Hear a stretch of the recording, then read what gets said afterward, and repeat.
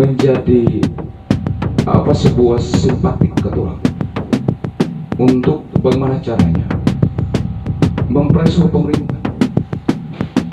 Kepolisian juga, Polres Buru itu harus dengan kekuatan institusi yang penegak hukum yang mereka punya, itu mereka harus mengawal ketat soal tambang. Ini sudah kemarin waktu 2018 itu, enggak, 2020 itu Presiden Jokowi turun dan itu sudah diperintahkan untuk tutup tambang bumbutan.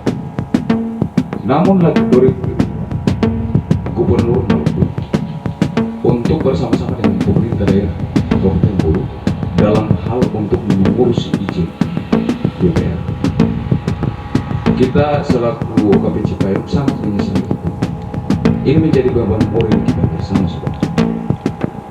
Kita beranggapan bahwa pemerintah provinsi itu tidak ada etikat baik.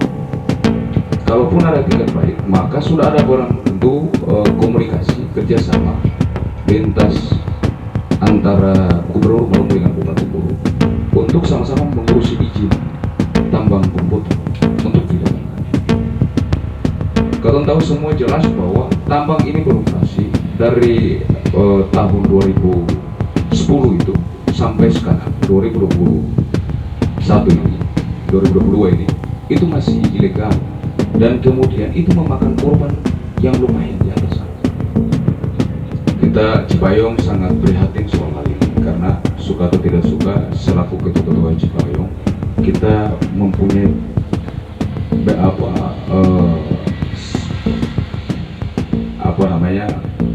kontribusi beban moral soal tambangan bumbutan.